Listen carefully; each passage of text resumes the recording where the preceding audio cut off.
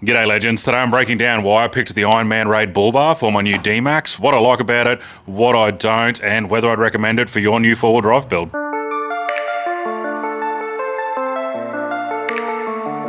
The main things I wanted in a bull bar was something that was aggressive but clean. On my previous cars I've always had the hoop bull bars, so I wanted to give this bumper replacement look a go. Besides the looks, it obviously had to have decent lighting. This one's got this light bar built all the way through the front here, and I needed a winch capable bar. The winch is hidden under the number plate there, and recovery points. So next time I do a Cape York trip, I've sort of got all the fundamentals I would need if I ever get into any strife. The D-Max model that I've got is the LSU. It's the one below the X-Terrain. This bar does have availability to fit the parking sensors. You can see little blanks here that you can barely see. So yeah, if you've got an X-Terrain, it's also compatible with all that tech that goes in the bars. I think I waited like 8 months to get this bar. I ordered it in October. I think I got the car in September last year, and the bar didn't get here until like the end of June, start of July. If you haven't seen the install video, I'll put a tag up here in the corner.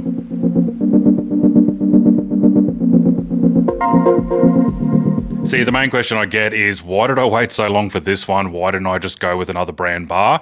I'll show you the other two that I looked at that I sort of liked, but not as good as this one. My second preference was the Offroad Animal Predator version. It is very similar, you can see there. It has a light bar in the front there, but I'll show you the difference between that one and mine and just the general shape. So remember that picture there?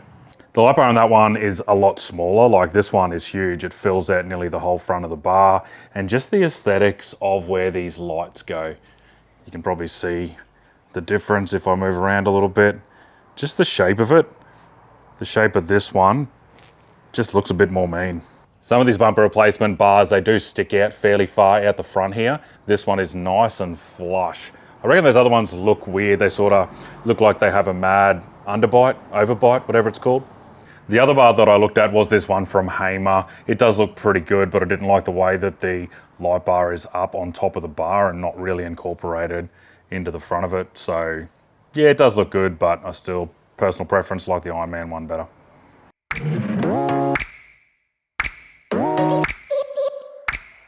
As far as price goes, this one was $3,100. That included the patch looms for the light kit. So this is a 32-inch single row Sabre light bar. It's like their premium version. It's got a mad projector lens in it. Looks really good.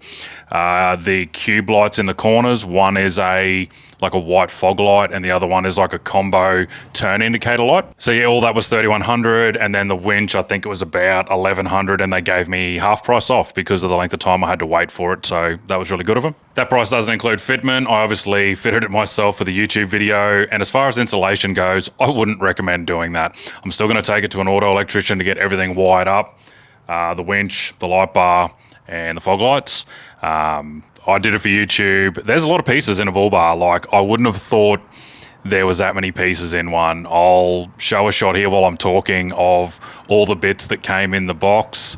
And yeah, bull bars aren't bull bars anymore. I don't recall back in the day there being that many bits, but yeah, it's a fair jigsaw puzzle. So I think it might have been like another $600-700 to get it fitted. And in my opinion, I'd just do that.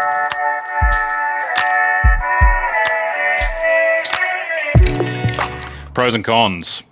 We'll start off with the pros. I think I'm starting to sound like a bit of a broken record here, but aesthetics, the look of it, I reckon it just looks tough. I'm really happy I waited, and I love the way it came out. It's got room to fit a great size light bar in it, the fog lights, obviously winch capable. It's all hidden under here under the number plate.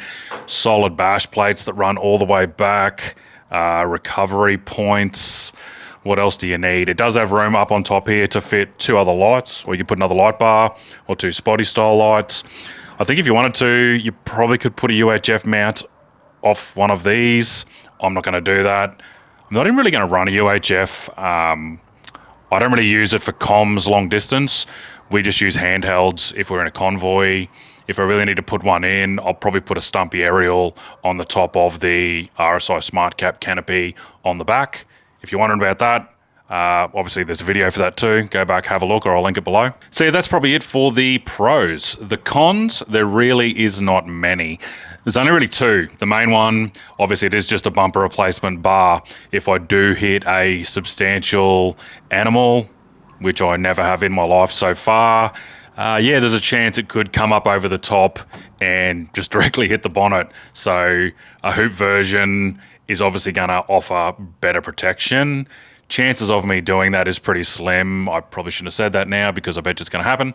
Probably jinxed myself, but yeah. I've got the Dobinson's GVM upgrade kit in this, which is meant to be 2-inch.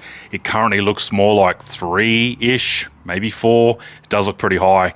So just the height of this bumper replacement bar, even a medium-sized Roo, she's going underneath. It still offers heaps more protection than having just a bumper. It is solid, it's a steel bar, so they're gonna have a headache if they hit this. The only other con is, I don't even really think it's a con to be honest, is the way it's so tight against the front of the car, the way it's sleek and all tucked in, it only fits a specific size winch. So the Ironman 12,000 pound winch obviously fits. The guys at Ironman did confirm this. I had a chat to them about it because I'd heard it from another four-wheel drive shop that I was getting quotes through.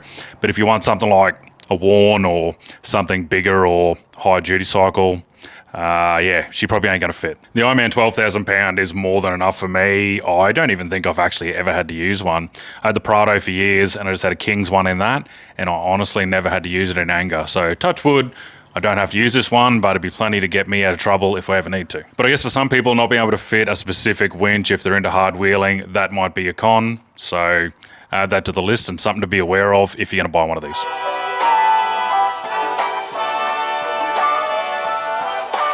My final thoughts, would I buy it again? At this stage, 100% yes, but I've only had it on for like a month. If you want to see how it goes long term, hit that subscribe button. Maybe you'll see a kangaroo come straight over and smash the bonnet. Who knows? If you have any questions about the Raid bull bar or the D-Max build in general, hit me up down in the comments. I'll respond to all of them. Until then, I'm going to crack a beer, a 4X ginger to be specific, and plan what mod I'm going to do next. Cheers.